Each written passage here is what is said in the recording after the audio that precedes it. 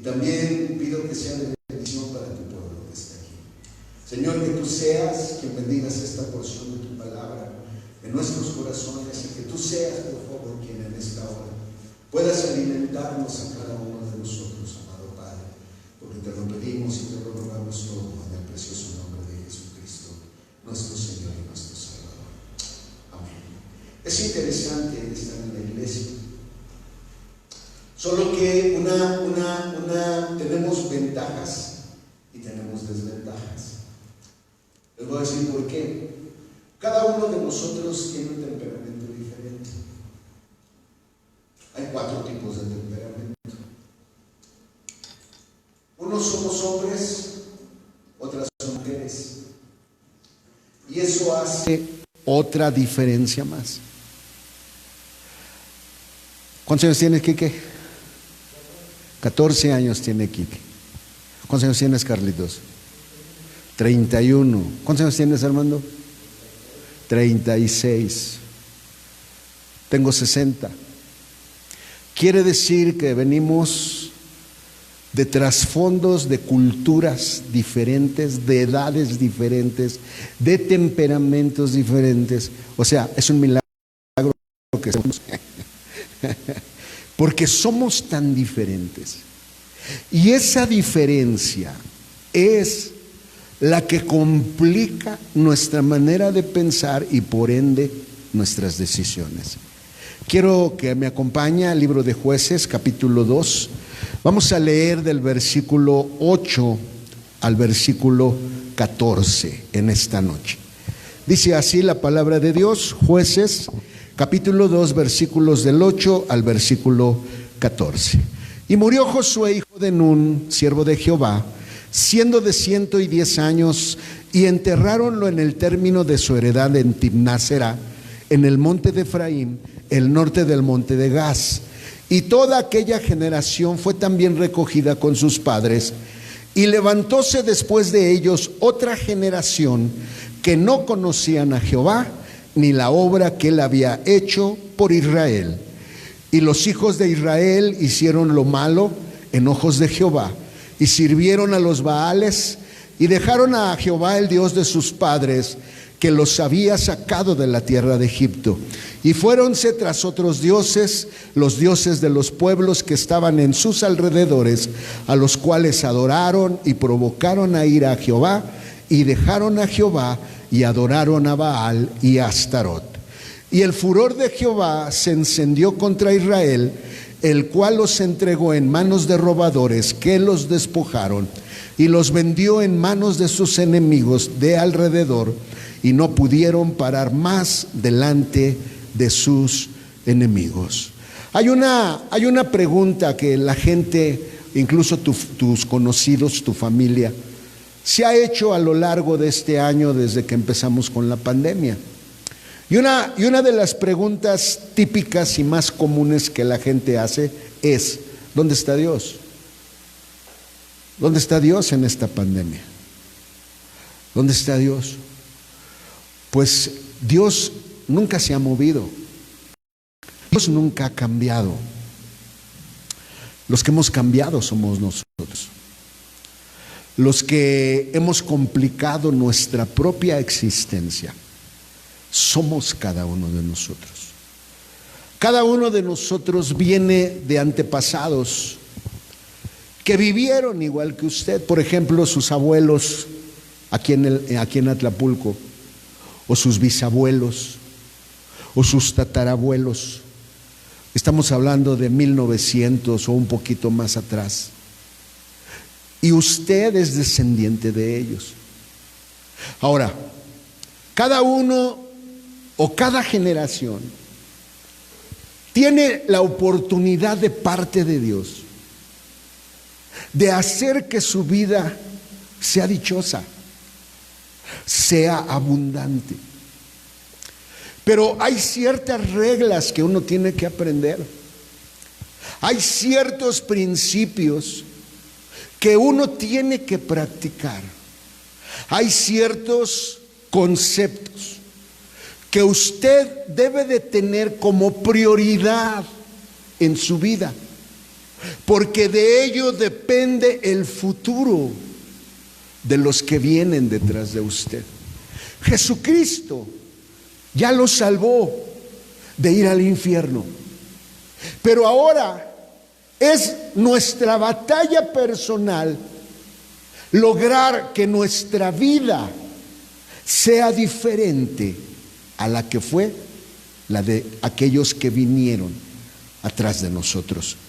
Dice la palabra de Dios: y toda aquella generación fue recogida con sus padres, y levantóse después de ellos otra generación que no conocían a Jehová, ni la obra que él había hecho por Israel. Dice que se recogió toda una generación y vino una nueva generación. ¿Cuál fue la característica de la nueva generación? ¿Qué dice en el versículo 10, hermano? ¿Qué? Ahora, que no conocían a Jehová ni la obra de sus manos. Y aquí viene una pregunta: ¿por qué no conocieron la obra de Jehová esta nueva generación? Carlos, ¿por qué esta nueva generación que se levantó no conocía al Señor?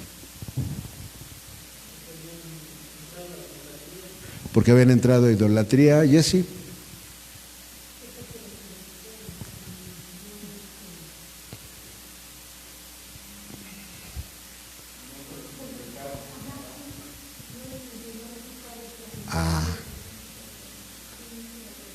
¿De quién fue la responsabilidad? Entonces, fue recogida una generación y se levantó otra que no conocía a Jehová. El trabajo de un padre es preparar a su hijo para el futuro. Muchos los traen a la iglesia, pero eso no es conocer a Dios. Muchos se pueden llenar de versículos bíblicos, pero eso no es conocer a Dios.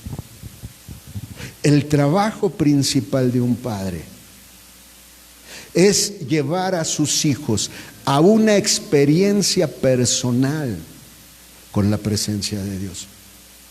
Pero para ello requiere tiempo. Porque tus hijos, si tú tienes más de un hijo, tú vas a descubrir que cada hijo es diferente. Que hay un hijo que es más maleable que el otro. Que hay un hijo que es más duro que el otro. Que hay un hijo que no te causa problemas. Que hay un hijo que le gusta el mundo. Que hay un hijo que te rezonga. Que hay un hijo que es quieto. Y el trabajo de un padre es preparar a sus hijos para el futuro.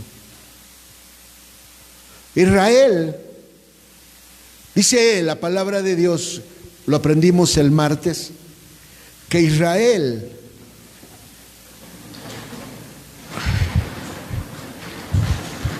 ¿cuánto tiempo estuvo en Egipto? ¿Se acuerda? Lo aprendimos el martes, o usted que ha estado en otras predicaciones lo ha aprendido. ¿Cuánto tiempo Israel estuvo en Egipto? 430 años. Ahora, ¿cómo vivieron 400 años? ¿Eran qué? ¿Eran qué? Esclavos.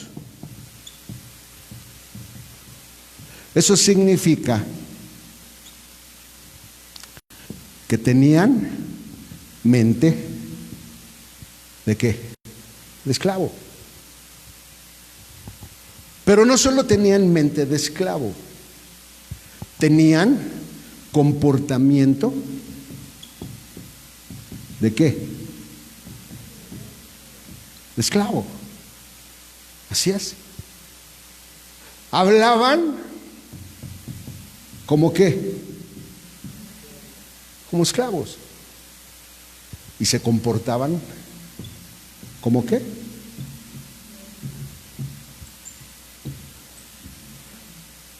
Como esclavos. Hacerlo leer la Biblia no le va a ayudar. Lucifer sabe mejor la Biblia que usted y que yo. Venir a la iglesia tampoco lo va a dar, porque los demonios de Lucifer están en la casa de Dios todo el tiempo y siguen siendo demonios. Porque el deber número uno de un padre es llevar a su hijo a una experiencia, fíjese lo que le estoy diciendo, a una experiencia en su persona con la presencia de Dios. ¿Sabe para qué los llevó al desierto? ¿Para qué cree que los llevó al desierto? ¿Para qué llevó Dios a Israel al desierto? Platicaba con Armando antier. Les decía, me hizo una pregunta y le puse el ejemplo. Imagínese que Dios se le revela a usted en una noche y le dice a usted: quiero que te vayas a la Ciudad de México. Y usted dice: ah, va. Pero le dice: pero quiero que te vayas por los cerros. ¿Qué es lo primero que viene a tu mente? ¿Por los cerros? Pues no es más fácil tomar el microbús que sale aquí y llegar hasta Chapultepec sin tantos problemas. ¿Por qué tengo que irme por el cerro? Ah, eso implica conocer al Señor. Porque conocer a Dios implica aprender que cuando Dios ordena algo es porque hay una bendición en camino. Cuando Dios llevó a Israel al desierto, era para que cambiaran su manera de pensar, su manera de comportarse, su manera de hablar. Eso es lo que Dios quería. Dios quería que ellos cambiaran. ¿Qué hicieron en el desierto? ¿Se la pasaron qué? Quejándose, murmurando, enojándose contra Moisés, enojándose contra Aarón, peleaban contra Dios. ¿Por qué? Porque nunca aprendieron que lo que Dios quería para sus vidas era cambiarlos internamente. Cuando una persona, dice Proverbios 22:6, instruye al niño en su carrera y aun cuando fuere viejo no se apartará de ella. Les compartía un día, esa palabra para niño es nahar. Quiere decir que quien tiene que ser instruido en la palabra de Dios no es mi mente carnal, es esta parte interna que está habituada a pensar como el pecado. Porque de dentro del corazón de los hombres salen los malos pensamientos, los adulterios, las fornicaciones, los homicidios, los hurtos, las maldades, el engaño, las desvergüenzas, las injurias, la soberbia y la insensatez. Todas estas maldades de dentro salen y contaminan al hombre. Ahora, mucha de nuestra vida ha sido dañada por esta maldad que cada uno de nosotros llevamos en nuestro interior. Les digo, en México somos muy dados a venerar a la muerte, pero no en el sentido de venerarla, en el sentido de adorarla, sino en el sentido de la culpa.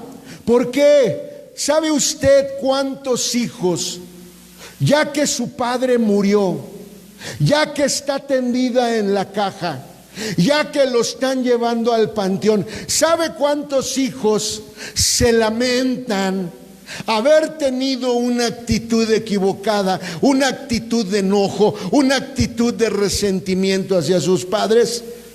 No, es que si mi papá no hubiera hecho esto, si mi papá hubiera sido otra persona, si mi papá hubiera actuado de otra manera, si mi papá... Y buscamos a quién culpar de lo que llevamos dentro, cuando cada uno de nosotros es responsable de lo que llevamos dentro.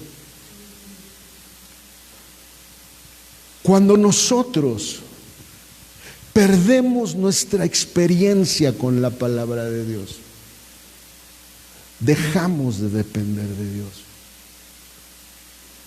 Y cuando dejamos de depender de Dios, empezamos a depender de nuestras capacidades, de nuestros talentos, de nuestros esfuerzos y de nuestra cartera. Y como mexicanos decimos, si Dios quiere. Pero lo decimos en el sentido de que sí lo necesito, pero yo puedo hacer muchas cosas. No, no puedes. Porque si tú pudieras, Jesucristo nunca hubiera venido a esta tierra. ¿Tú crees que si Dios supiera que tú puedes hacer muchas cosas por ti mismo, hubiera dejado que le pusieran una corona a su hijo? ¿Tú crees que Él hubiera permitido que laceraran la espalda de su hijo? ¿Crees que Él hubiera permitido que sus manos llevaran clavos, que sus pies llevaran clavos? Si Él supiera que nosotros podemos, no. No. Lo increíble es cómo un Dios santo, justo y perfecto ama a criaturas tan malvadas como lo somos nosotros. Cuando se acabó aquella generación, dice que vino una nueva generación que no conocían a Jehová. ¿Por qué? Porque sus papás se la pasaron pensando tanto en sus necesidades materiales que se olvidaron que lo más importante era que sus hijos tuvieran un encuentro con la presencia de Dios. Hemos conocido, hemos pastoreado por más de 30 años. Y hemos conocido familias que de repente dicen, hermano, el Señor me mostró qué culpable soy por haber descuidado tantas cosas con mis hijos, de que cuando pude haberme puesto a orar con ellos, que cuando pude llevarlos a los pies de la cruz, que cuando pude empujarlos a que tuvieran una experiencia con la presencia de Dios, para mí fueron más importantes la ropa, la comida, los trastes, salirme a platicar, andar por aquí, andar por allá, porque yo pensaba, no sé qué tenía en esta mente, pastor, y ahora que mis hijos los veo y les digo, vamos a la iglesia, y ni uno de ellos quiere ir, hermano, digo, ¿y ahora qué hago? Hermana, hermano, pedagógicamente se le llaman periodos sensitivos. Platique con cualquier maestro. Y la edad perfecta para enseñar el camino de lo que usted quiera es de 0 a 6 años.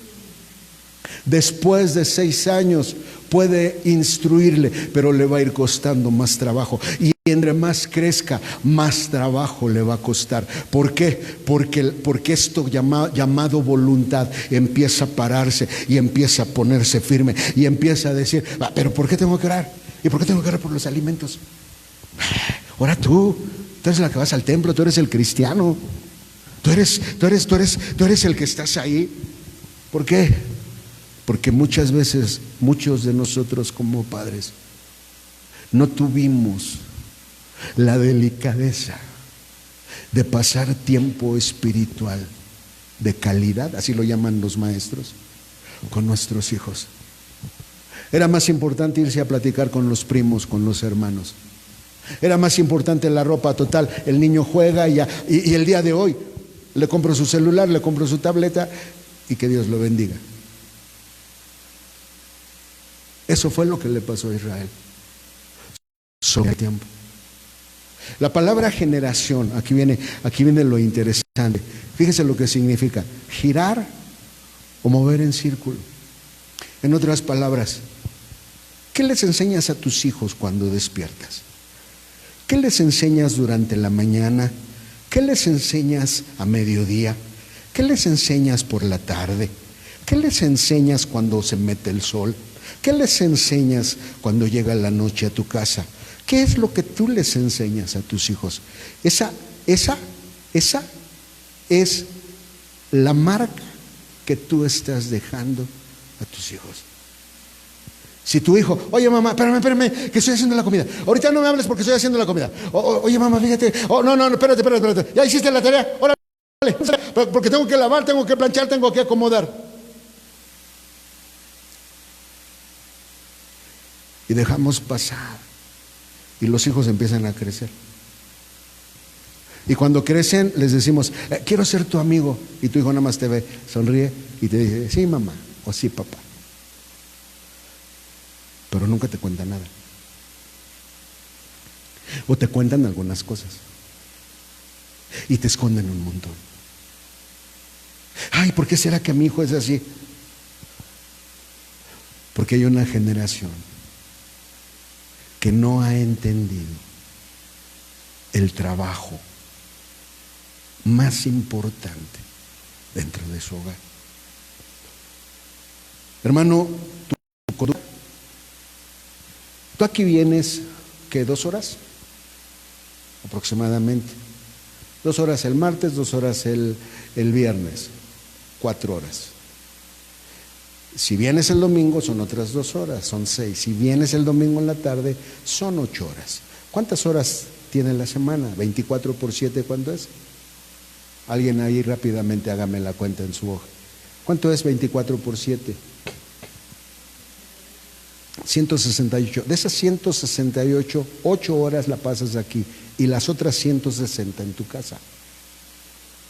Esas 160 horas son las más valiosas que tú puedes imaginarte. Porque esas 160 horas es el privilegio que Dios te da. ¿Para qué? Para formar a quien va a venir después de ti. Dice la palabra de Dios, levantóse después de ellos otra generación que no conocían a Jehová. Y hay una frase que me gusta: si no enseñamos a nuestros hijos a creer en Jesús, el mundo les enseñará ¿qué? A no hacerlo. Y más en nuestros días. Y más en nuestros días. Porque en aquellos días de Moisés no estaba la tecnología que hoy está. Porque en aquellos días de Moisés no estaba la maldad que hoy está. Hermano, los cambios de la conducta de la gente, así, de un día para otro, hay un cambio impresionante en su conducta. De repente tú lo viste en la iglesia y de repente te dio la vuelta y dice, ya no quiero nada con la iglesia. Pero déjame decirte, el día que te dijo, ya no quiero nada con la iglesia, ese no fue el día. Hubo algo en el pasado que lo hizo perder su experiencia con la presencia de Dios. A mí me impresiona, les he contado esas visitas que luego tenemos en las noches. Ya sabemos de dónde es, ya el Señor le mostró a mi esposa de dónde está viniendo este ataque hacia nosotros como iglesia. Y sabe, es gente que adora la muerte. Aquí hay mucha gente que adora la muerte. Y no solo aquí, en muchos lados hay gente que adora la muerte. Porque quieren los beneficios sin esfuerzo. Quieren beneficios sin esfuerzos. En este caso, dice que no conocieron al Señor. Cuando usted de adulto Cuando yo como pastor o mi esposa o alguno de mis hijos perdemos esa experiencia de la presencia de Dios, se abre un hueco y va a quedar religiosidad, va a quedar apariencia,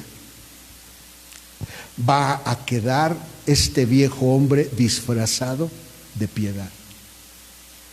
Hermano, cuando nuestros hijos deciden ya no caminar con el Señor, no fue el día que te lo dijo, fue mucho más antes. ¿Sabes lo que sabes qué? No te diste cuenta. ¿Y sabes por qué no te diste cuenta? Porque tus ojos no estaban donde debían de estar y estaban en donde no deberían de estar. Dice la palabra de Dios, no conocieron al Señor. Número 2, no conocieron, ¿qué? Sus obras. ¿Cuáles obras? Hay gente que ya no ve milagros. Hay gente que ya no ve milagros. Hay gente que ya no los ve. Podría contarte un sinfín de milagros que Dios hace, porque la mano del Señor no se ha cortado. Pero cuando me alejo de la presencia de Dios, dejo de ver sus milagros y dejo de ver su provisión. ¿Sabes por qué dejo de ver su provisión? Porque empiezo a confiar en mis habilidades. Por ejemplo, ustedes que trabajan en los valles, dicen, aquí está mi canasta, hoy necesito vender 400 pesos. Si vendo 400 pesos, ya la hice. Yo te hago una pregunta. ¿En dónde está tu confianza en Dios? Tu confianza no está en Dios, tu confianza está en que tus habilidades te van a hacer vender 400 pesos. Y no vendiste 400, vendiste 800. ¿Qué crees? ¡Wow! Dios me bendijo. Sí, pero es lo que estás diciendo, pero lo que realmente fue y lo que tú crees, porque ese es el punto, es que son tus habilidades. Yo no sé, cuando usted sale, es como aquella gente que no ora cuando come, que simplemente se sienta y empieza a comer. ¿Y por qué no oraste? Le dije, Señor, gracias. Es como aquel cuando sale, cuando vas al centro, cuando sales en tu carro, te tomas un minuto para decirle a los que con los que vas si vas en el carro, les dices, vamos a orar, Señor, guarda nuestro viaje, guarda el lugar hacia donde vamos, guarda las llantas, guarda el volante, protégenos a cada uno de nosotros, que no se cruce alguien que trate de dañarnos, por favor, guárdanos en este viaje, en el nombre de Jesús. Cuando te subes al camión y te sientas, te pones ahora, Señor, guárdame en este viaje que voy a la Ciudad de México. Haz que este cuate no ponga la de Los Ángeles Azules, que ponga otra, Señor, porque si no mi pie empieza a moverse. Señor, por favor, guárdame en este viaje. No estamos acostumbrados. No estamos acostumbrados a involucrar al Señor. ¿Sabe por qué? Porque hemos perdido la experiencia. Porque hemos perdido el conocimiento, esa experiencia con la presencia de Dios. Oye, hermano, oye, ¿sabes hacer eso? ¡Wow! Recuerdo, estábamos en una iglesia y estaba el hueco de las ventanas. Les dije a los hermanos, voy a hacer las ventanas, pero ¿saben cómo las voy a hacer? Las voy a hacer que se muevan y se abra hacia adentro, y no que se abra, porque le voy a poner unos pernos y voy a hacer que se mueva la hoja de tal manera que quede abierta la mitad y de esa manera corre más aire. Sí, hermano, cuando lo hice, hermano, usted sí sabe. Cualquier herrero lo hace. Pero nos dicen, nos halagan alguna de nuestras cualidades, y de ahí que nos bajen. ¿Por qué? Porque no estamos acostumbrados a tener esa experiencia con el Señor. ¿Me escucha?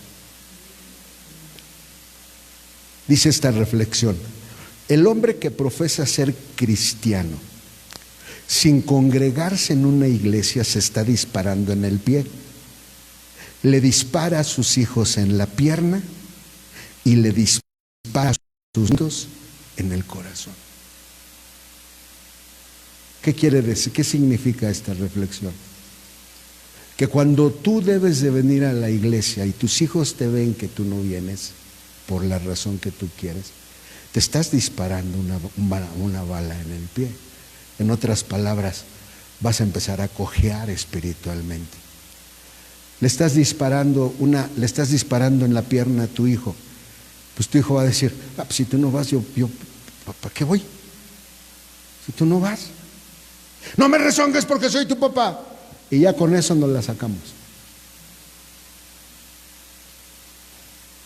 ¿Y a nuestros nietos qué dice? Les metemos ¿qué? Una bala en el corazón, porque cuando empiezan a crecer, oye, hijo, vamos a la casa de Dios. No. ¿A qué? Mejor llévame al parque. Mejor llévame a Metepec. O llévame a Santiago. O llévame a otro lado. Pero no me menciones la iglesia. ¿Por qué? Porque perdemos lo más importante. Ahora, dice que después de que no conocieron al Señor, era obvio, ¿no? Y no conocieron sus obras, dice que hicieron lo malo y sirvieron ¿qué? A los Baales. Esa palabra Baal en hebreo significa una raíz primaria para ser maestro, casarse, casado, desposar, dominar, enseñorear, esposo, llegarse a ella y ser su marido, tener dominio sobre. ¡Wow! Pero más adelante lo vemos. Y dejaron a Jehová y adoraron a Baal y a Astarot. Esa palabra dejaron significa aflojar, soltar, renunciar, abandonar, apartar, cesar, dejar libre, desamparar, desechar, fallar, faltar, quitar, rehusar. ¿Qué dice? ¿Que dejaron a quién? ¿Qué significa dejaron? Significa aflojar. ¿Significa qué? Soltar. Ay, es que el hermano Diego, pues ellos porque son pastores, ellos tienen la obligación de estar ahí. Porque cuando tus hijos crecen y les dices vamos a la iglesia, empiezas a ver que te empiezan a tronar la boca. ¿Por qué me haces así?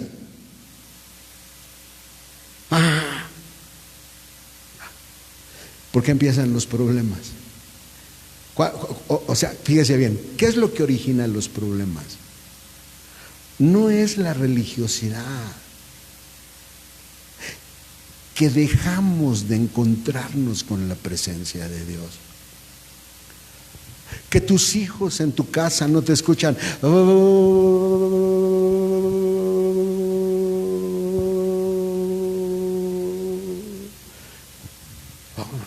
No nos escuchan orar. Ay, hermano, es que acabo bien cansado. Hermano, es que llego del trabajo, llego bien cansada. Hermano, bueno, te querías casar, querías dormir calientito. Bueno, tiene su precio. O sea, ojalá fueran gratis todas las cosas. Ahora, dice que Baal significa ¿qué? Casarse. Decía por ahí una reflexión que vi en las redes que decía así: si tú no te quieres casar porque quieres servir al Señor, es bueno lo que deseas, pero déjame decirte que si tú te casas, será la decisión más poderosa en tu vida, porque al casarte vas a formar la imagen de Jesús en tu vida, porque la persona con la que te cases va a mostrar su carácter y tú vas a mostrar el tuyo. Y no se trata de una guerra, se trata de entender que Jesús tiene que ser ¿qué? Formado en mi vida. ¿Me explicó? Hermano, lo curioso de esto es que cuando la gente deja y pierde la presencia de Dios, hay algo que va a encontrar para casarse. Puede ser la escuela, puede ser el trabajo, puede ser una persona, puede ser un hijo, puede ser un oficio, puede ser lo que usted quiera. Lo curioso es que esa pasión, ese deleite que tú encuentras, pero no lo encuentras aquí, ese es tu Baal.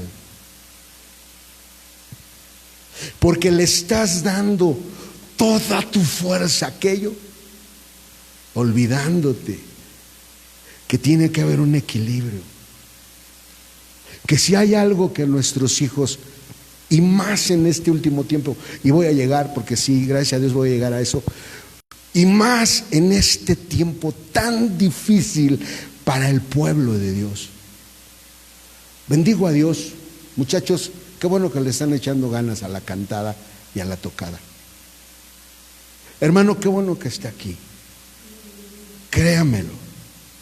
Qué bueno que está aquí. Pero déjeme decirle de parte de Dios, hay una batalla que se ha librado contra usted. Y en esa batalla, si hay algo que Lucifer ha peleado, y no quiero llegar tanto, pero vamos a meter la introducción. Si hay algo que Lucifer ha peleado, es para destruir a las familias. Quiere destruir a las familias. Y las maneras es lo de menos, pero el propósito es destruir a tu familia. Ahora, ¿sabe qué va a suceder si él destruye a tu familia? Te destruye a ti. ¿Sabes qué sucede si te destruye a ti? Vas a destruir a tu familia. ¿Sabes qué sucede si vas a destruir a tu familia? Van a seguir destruyendo y destruyendo y destruyendo. Muchos de nosotros venimos de hogares no sanados. Muchos de nosotros venimos de hogares dañados. No estamos diciendo que no amamos a nuestros padres, no estamos diciendo que no amamos a nuestros abuelos. Uno bendice a Dios por los abuelos, uno bendice a Dios por... Si tú llegaste a conocer a tus bisabuelos, qué bueno si los vas a conocer, pero uno bendice a Dios por los abuelos y uno bendice a Dios por la familia. Pero gente que está dañada, daña a los que vienen adelante. Gente que no ha sanado, no hiere a los que vienen adelante. Y aunque nosotros digamos que no, sí lo hacemos, hermano. Y ese es el peligro, que no nos damos cuenta cómo herimos, y no nos damos cuenta hasta que explota la bomba. No nos damos cuenta hasta que la cosa toma un rumbo que ni siquiera nos imaginábamos. Yo no sé ustedes, pero cuando uno se entera de las decisiones, les digo, en un programa que se llama Twitter, es una aplicación, y pasan noticias. A mí se me ocurrió seguir a las líneas del metro. Cada tercer día hay gente que se arroja a las vías del metro para quitarse la vida. Me iba a suicidar. A los 18 años me iba a suicidar. Y sé cuál es el sentir de un suicida, porque lo sentí. Que el Señor se cruzó en mi camino y no me dejó irme a suicidar. Gloria a Dios y bendigo su nombre. Pero sé el sentir del suicida. Es un abandono a su persona, es un abandono emocional, es un abandono. Hay gente que en sus hogares son suicidas, viven por vivir, están por estar, están por los hijos, están por esto, están por lo otro. Pero es gente que dice, hermano, a mí me hace falta un motivo. Deja Baal y vuélvete al Señor. Deja a tu Baal y vuélvete a tu Señor. Y créemelo, tu Señor tiene un propósito para tu vida que ni siquiera te vas a imaginar hacia dónde va a ser llevada tu vida. cuando tú decides. Pero dice que ellos decidieron ir con Baal. ¿Y con quién? Y con Astarot. Ahora, mire lo que significa Astarot. Yo no escribí la Biblia. Y si hay algo que me impresiona, es el significado de Astarot. Nunca lo había estudiado. Pero mire lo que significa Astarot. En hebreo es Asar. ¿Y sabe qué significa? Acumular. Hacer riquezas.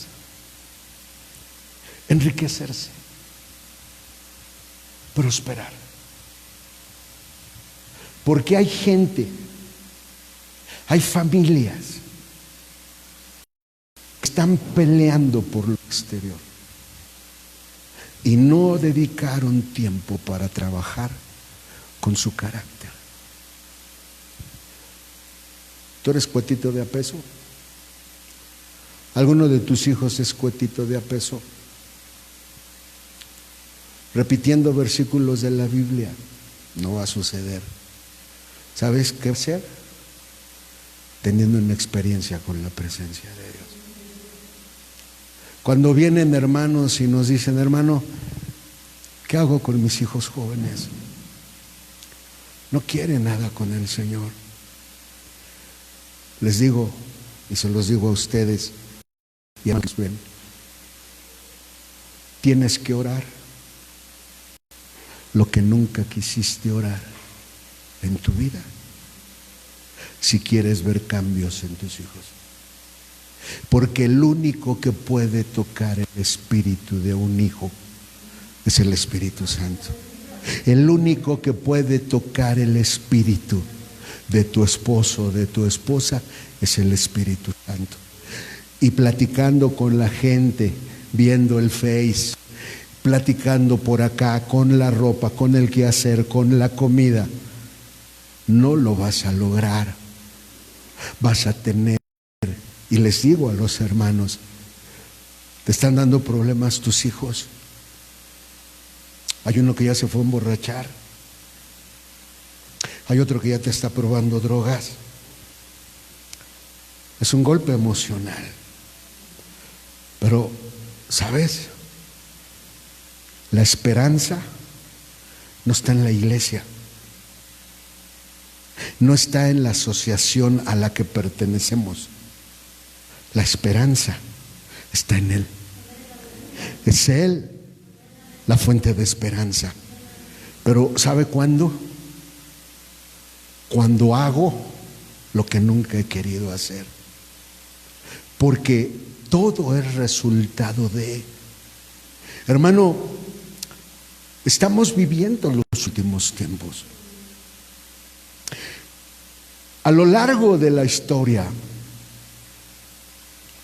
ha habido cambios en las generaciones. Tengo 60 años. Pienso muy diferente a Armando.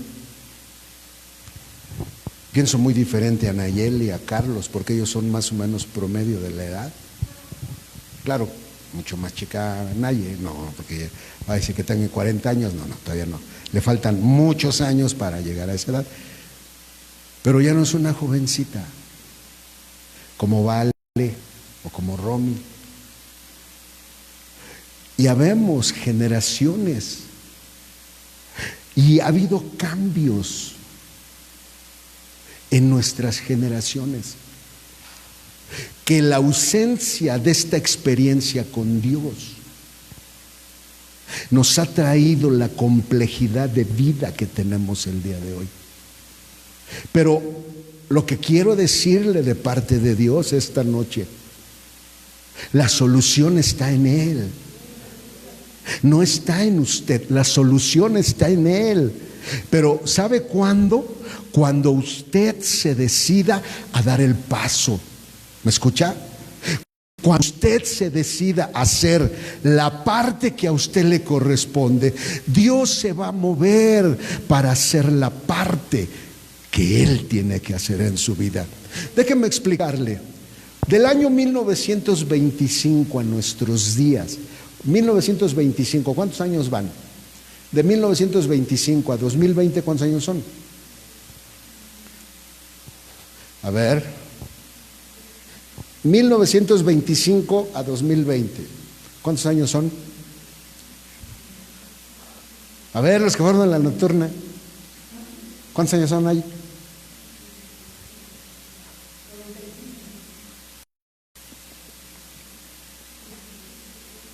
¿1925 a 2020, 21? ¿Cuántos años son? A ver.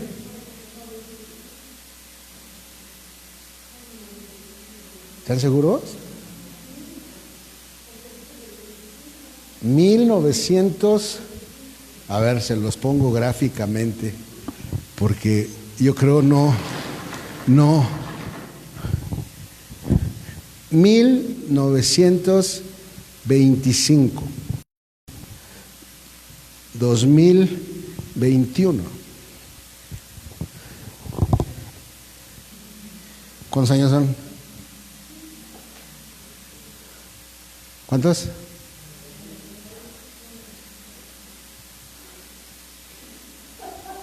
Usen su celular.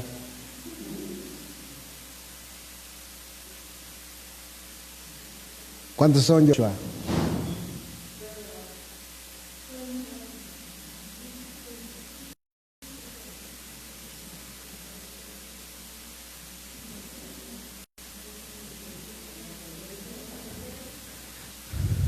$96. ¿Saben cuántas generaciones han surgido en estos 100 años? 5. Lo que nunca se había vivido a lo largo de la historia, lo hemos vivido. Y nosotros somos parte de esta generación. Por eso, la mentalidad de tu hijo choca contigo. Por eso la manera de pensar de tu hijo es muy diferente a ti. Porque los cambios han surgido. Y en estos cambios nos estamos moviendo. Y el principal peligro de estos cambios es que estamos dejando la presencia de Dios a un lado por otras cosas.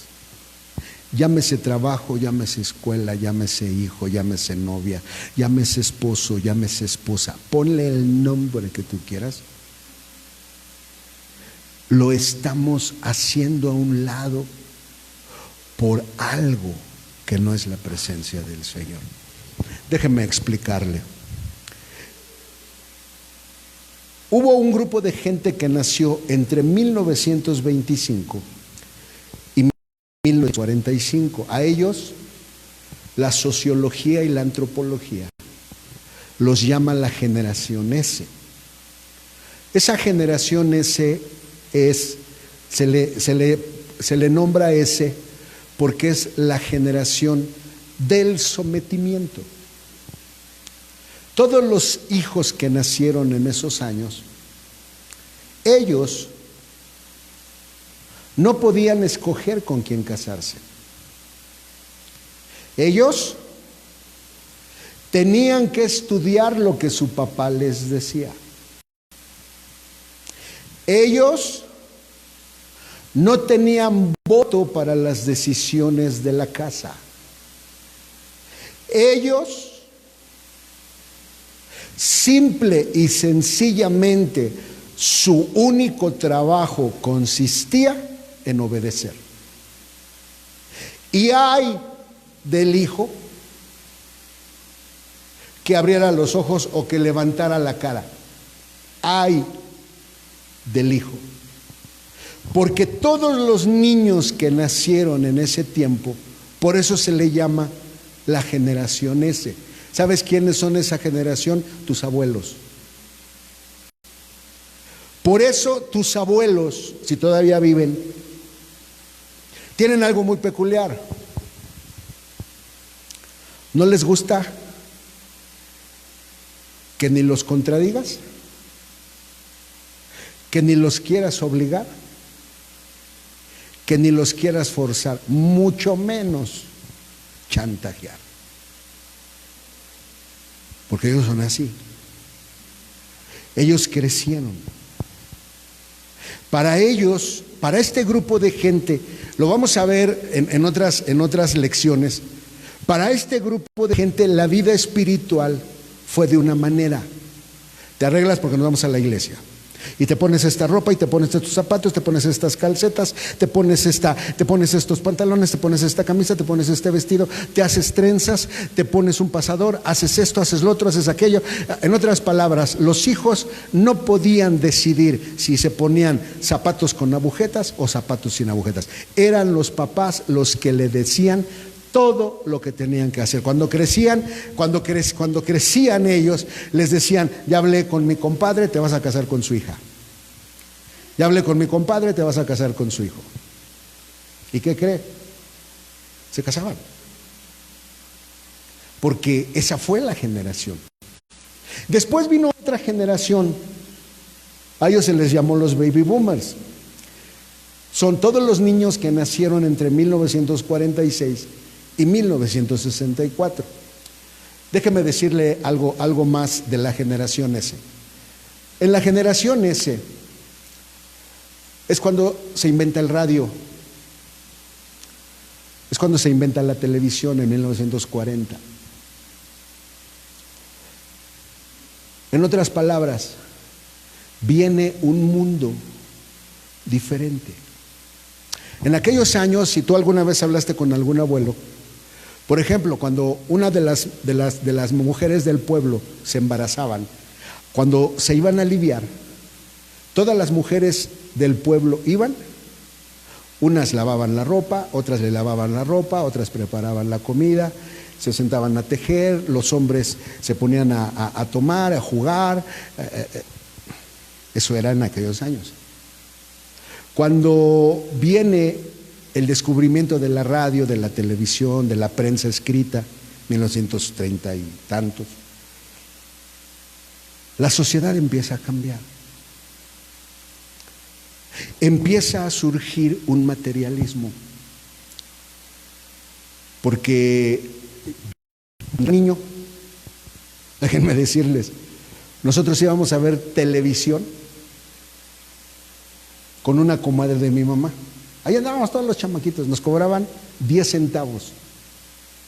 Porque tener una televisión era uno de los lujos más caros que la gente podía tener. En mi casa no había televisión. Entonces mi mamá me daba 10 centavos, me iba a la casa de la comadre Camerina, porque era su comadre de mi mamá, y cuando entraba ahí estábamos todos los chamacos, Dactari, Ultraman, Meteoro, bueno, tantos programas de aquel tiempo. Pero viene la siguiente generación, los baby boomers. Ellos, soy baby boomer, nos empezamos a rebelar contra el sometimiento de nuestros padres. Claro, fue una batalla. Y crecimos. Los baby boomers es cuando viene César Costa, los Teen Tops, Bill Haley, la Sonora Santanera. Y viene un auge de libertad, pero realmente era libertinaje. Hubo festivales, en México hubo uno aquí en Avándaro, donde la marihuana y el sexo corrió, porque era una generación que se quería liberar de ese sometimiento. ¿Hacia dónde nos fuimos? Hacia el otro lado. Pero después viene otra generación, las vamos a ver, me encanta hablar de este tema. Viene la generación X, todos los que nacieron entre 1965 y 1979. Con la generación S se descubre el radio, la televisión, la prensa escrita. Con los baby boomers viene la televisión a color, viene el auge Todo el mundo quiere tener carro, todo el mundo quiere tener un refrigerador, todo el mundo quiere tener una estufa, todo el mundo quiere tener, y empieza el despertar del materialismo. Porque es ahí cuando se despierta ese anhelo. Pero ¿por qué el vecino va a tener un carro y yo no? ¿Por qué el vecino va a tener una tele y yo no? ¿Por qué el vecino sí va a tener y por qué nosotros no? ¿Nosotros vamos a ser pobres? ¿A poco eso es lo que Dios va a querer para nosotros? Que nosotros somos pobres y nos andemos arrastrando. ¿Qué sucedió? Sin darse cuenta a la iglesia, el mundo, la manera de pensar del mundo entró en la iglesia. Y esta generación X, todos los que nacieron entre 1965 y 1979 son diferentes a los baby boomers.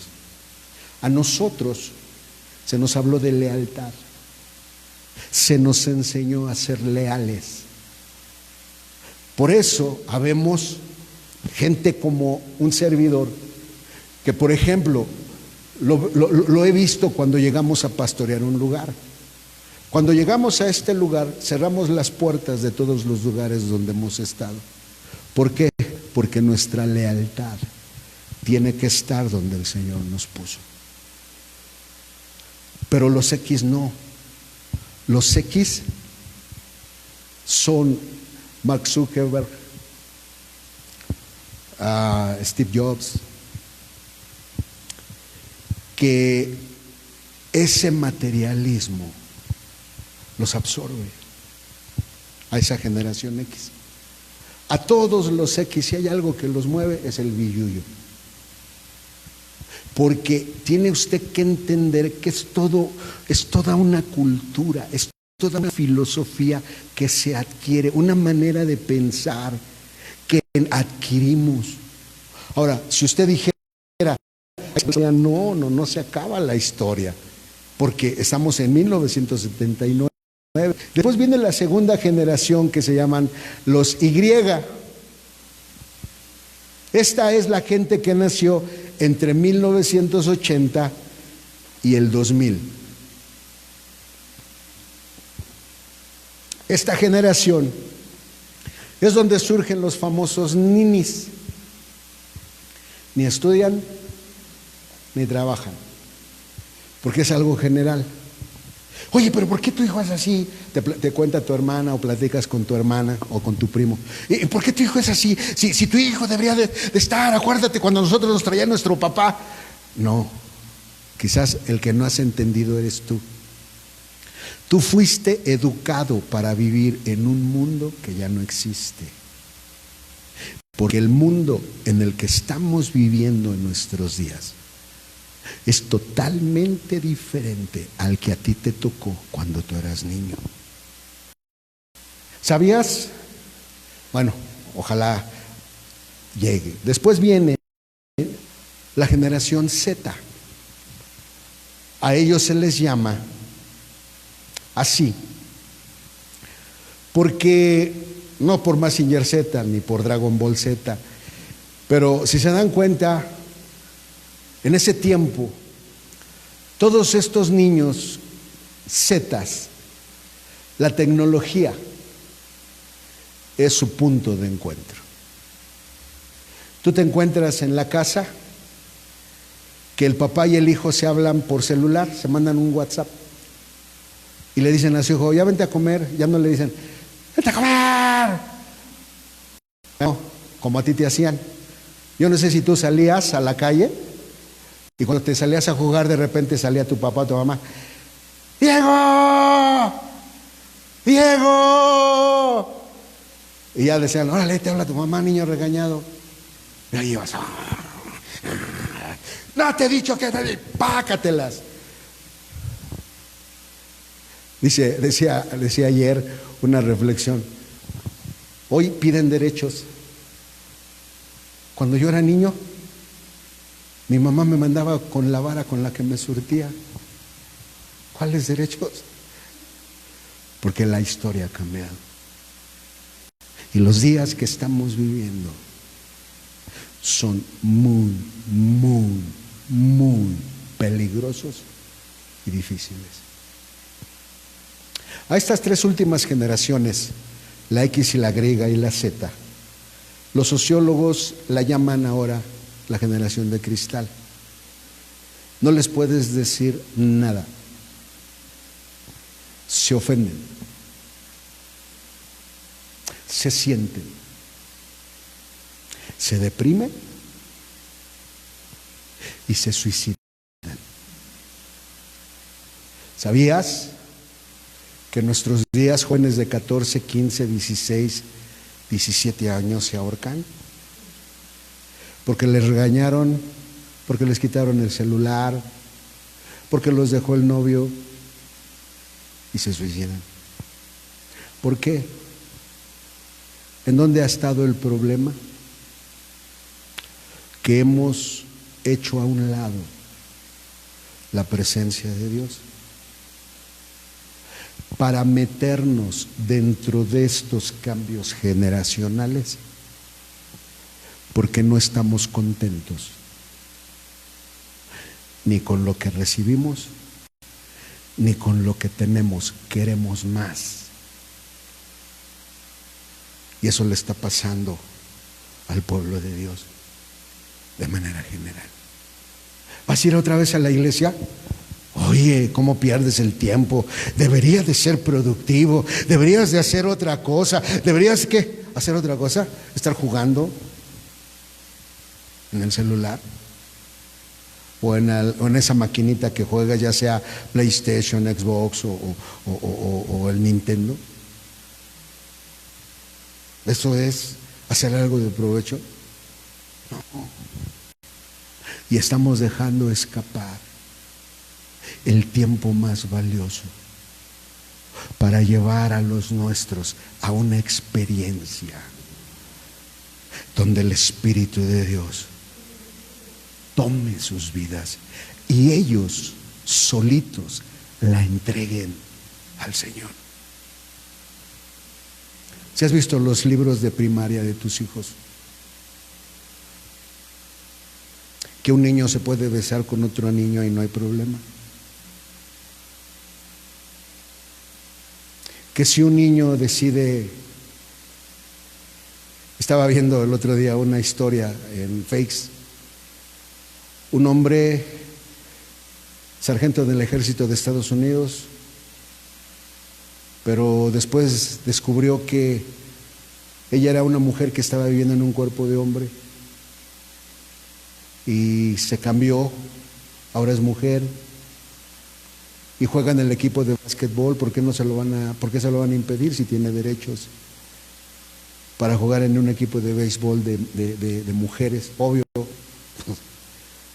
gana. Y ya no hablo más porque si no me bajan mi predicación, porque hasta eso hemos llegado. Y ahí están tus hijos. Tú y yo, cuando nos dio la influenza, porque nos dio influenza, ya descubrimos que nos dio influenza, no fue COVID, fue influenza. Pero llegó el momento en que me sentía tan mal, me dice mi esposa, si te pones mal, ¿qué hago? Le digo, no, pues déjame aquí, de irme a quedar al hospital, a quedarme aquí, pues mejor aquí. Ok. Y si yo me pongo mal también, no me llevas al hospital, aquí nos quedamos, sale, aquí nos quedamos.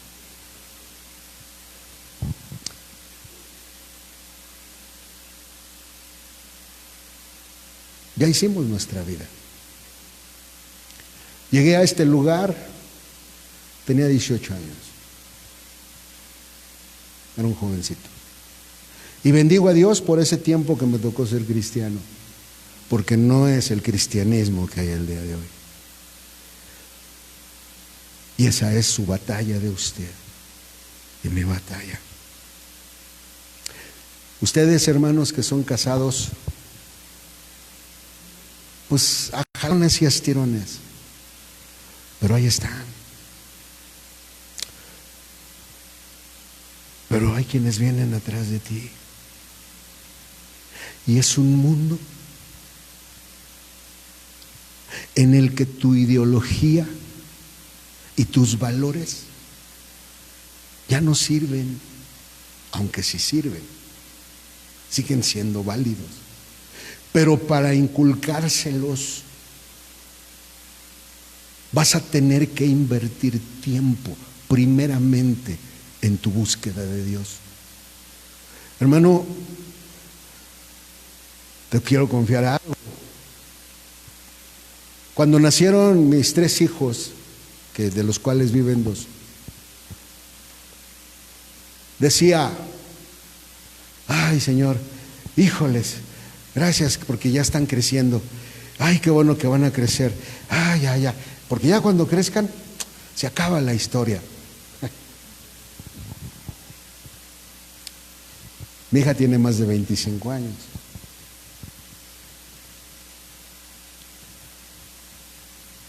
Y no hay día en que no esté con el Jesús en la boca. Ah, hermano, pero es pastora. No, es un ser humano. Y siente igual que tú. Y piensa igual que tú. Y ha hecho malas elecciones igual que tú e igual que yo. Tengo un hijo que está haciendo elecciones buenas o malas. Esa es la historia de él con el Señor. Pero mi trabajo es no apartarme de la presencia de Dios. Te voy a decir por qué. Porque el día que me aparte de la presencia de Dios, ¿quién me va a ayudar para saber ayudarlos? A mi hijo, a mi hija, a mi esposa, porque mi esposa es X. Yo soy baby boomer, pero mi esposa es X. Y son ideas diferentes. No lo entendí hasta hace algunos años. Y más de 20 años con tantos problemas de mi persona para con mi esposa. ¿Sabe por qué? Porque éramos tan diferentes. ¿Qué ha estado haciendo el Señor? Modelando esta casa de barro. ¿Qué es lo que me ha ayudado? Estar en la presencia de Dios. Hermano, el único lugar donde tú vas a poder adquirir la seguridad para tu vida y para los que vienen detrás de ti es en la presencia de Dios. Tus hijos están creciendo, el mundo los está bombardeando. 8 horas contra 160, hermano, es una masacre que están haciendo contra nuestros hijos, con todo lo que oyen, con todo lo que escuchan, con todas las ideas que vienen a la mente de ellos. Y no creas que por el simple hecho de que te pares y lo sientes como aquel tío que te digo, me sentaba cuando era niño y me decía: hijo, la vida es así y es así y es así, y se la pasaba sermoneándome. Yo ya me quería ir a jugar, pero él me estaba sermoneando. No, ese es el tiempo que te está tocando. Ves a tu hijo. ¿Qué edad tiene tu hijo? ¿Qué edad tiene tu hijo, Armando, Julio? ¿Perdón? 6. Ahora que el miércoles que estábamos dándole sus cajitas y los veía y decía: Señor, Dios va a caminar contigo bien. ¿Quién de ellos va a entregar su vida a ti para decir: yo te voy a buscar, yo te voy a bendecir, Señor? Pase lo que pase, voy a bendecir tu nombre. ¿Quién de esos niños? Porque el bombardeo es tan intenso que no hay manera de escaparse, a menos que la persona aprenda a entrar a la presencia de Dios. Cuando tu hijo te cuestiona, cuando tu hijo te reta, no es porque te odia, es porque está creciendo en un mundo tan diferente al tuyo. Hay inquietudes, hay dudas, hay preguntas. Yo no sé si alguna vez sus hijos de 15, de 18 años le ha dicho: mamá, ¿y si me caso? Y tú: estás bien menso. Y ya con eso ya arreglaste toda la historia. No, porque no vaya a ser que un día vaya a la escuela y ya no regrese. Y cuando te enteres se llevó a la novia, ya se fue a vivir, se está con la tía. Y la tía sí la deja estar en la casa. Y tú los ves y dices, cuando mi hijo Josué estaba en la secundaria en Guadalajara, hasta salieron en Televisa Guadalajara, de su salón, tenía 14 años, y que se van, eran novios, eran compañeros de su salón, y que se la lleva y se fueron, desaparecieron como 3, 4 días. Ahí están los papás de él y de ella como locos y preguntando a algunos. Llegaron la policía estaba en la secundaria, que qué les había pasado, cuando de repente llaman y andaban por allá de luna de miel a los 14 años. Ay, no. Y voltean a ver a sus hijos y les abren los ojos así como los hacía su abuelo con ustedes. No, ya no. Porque cuando menos te des cuenta te van a dar una sorpresa. Por una razón, tienen una naturaleza carnal. Y el único que puede controlar esa naturaleza carnal es cuando buscas llevarlos a una experiencia espiritual. ¿En dónde? En la presencia de Dios. ¿Me escucha? La presencia de Dios sigue estando ahí para ti, para tu hijo, para tu hijo. El mundo no puede hacer nada. Y cuando uno entra en esa presencia de Dios, ¿sabes qué, hermano? Encontraste el propósito, encontraste la razón, encontraste significado, y es más, te puedes ir en paz. ¿Sabes por qué? Porque lo que ese niño encontró en la presencia de Dios va a pelear para que no se acabe. Pero primero tienes que llevarlo. Y para llevarlo tienes que ir por delante. Ponte a orar. Lee tu Biblia. No. Él te ve. Él te escucha. Ahí en tu casa. Hermano, hermana, si tú eres cuetito de a peso, te has equivocado. Porque eso te resta. Y les puede decir, tengo un hombre viejo, acuérdate, hemos escuchado en la predicación que todos tenemos un hombre viejo. Y ya con eso te la zafas. No te la zafas. ¿Tú te la zafabas con tu papá? ¿O te les escabullías? Ay, no, yo fui bien portada. Sí, cuando andabas de noviecilla por allá y por acá, y nadie lo supo más que tú. Ay, hermano, qué cosas se está hablando. Ay, por favor. Digo, si vienes de Júpiter, bueno, todavía te creo, ¿no? Que no te pasó nada. Pero si viviste y creciste en esta tierra, tú conociste tu naturaleza carnal desde tu infancia. Imagínate si tu padre y tu madre en tu infancia te hubieran anclado en la presencia de Dios. Mira lo que estás pensando. No hubiera cometido todas las burradas que cometieron. Okay. Estamos a tiempo. Amén. Amén, hermano. ¿Tiene vida? Sí, tenemos vida. Y mientras hay vida tenemos la oportunidad de decirle, Señor, en estos cambios,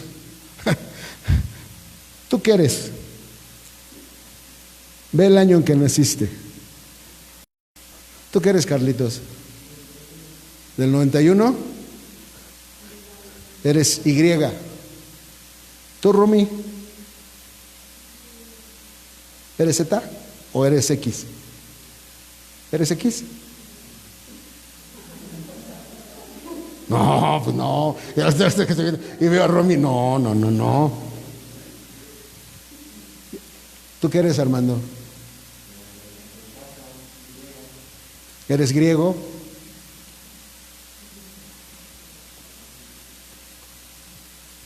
Analízate. En lugar de estarte metiendo en chismes de los artistas, Analiza tu conducta, tu comportamiento, tu carácter, conócete. Porque entre más te conozcas, más fácil te puedes ayudar. Ay, hermano, es que yo soy cuetito de peso, hermano. No, aprende. El Señor puede cambiar. Y ese cuetito de a peso, ¿qué tal? En lugar de un cuetito de a peso, un cuetito cebado. ¿Qué tal? En lugar de un cuetito de a peso, un cuetito cebado. De esos que... ¿Y tú? Como ese chiste, ¿no? ¿Sí saben ese chiste?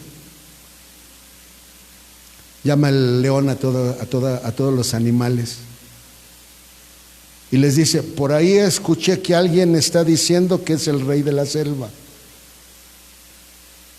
Y el rey de la selva soy yo, y ruge. Y ya se van. A los días los vuelve a llamar a otra asamblea y les dice el león: me estoy enterando que por ahí alguien anda diciendo que es el rey de la selva, y vuelve a rugir. ¿Alguien quiere retarme para que sepamos quién es el rey de la selva? Porque por ahí anda alguien hablando. Y voltea a ver al cocodrilo: ¿verdad, cocodrilo? Y el cocodrilo: no, yo aquí nada más yo hocicón. Tiene una trompota. Hermanos, sin Él, nada. Con Él, en la presencia de Él, hermano. ¿Quiere cerrar sus ojos?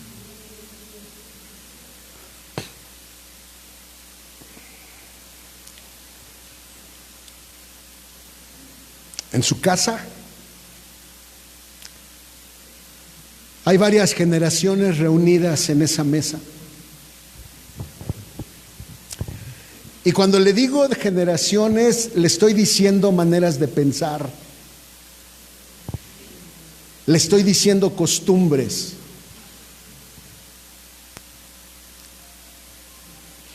Hay una batalla por su familia, hermano. Y lo único que nos puede ayudar es la presencia de Dios. Pero para encontrar la presencia de Dios, usted va a tener que hacer a un lado muchas cosas de su propia vida personal. Cosas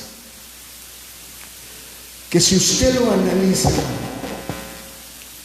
no nos trae mucha ganancia. Tus hijos un día van a crecer.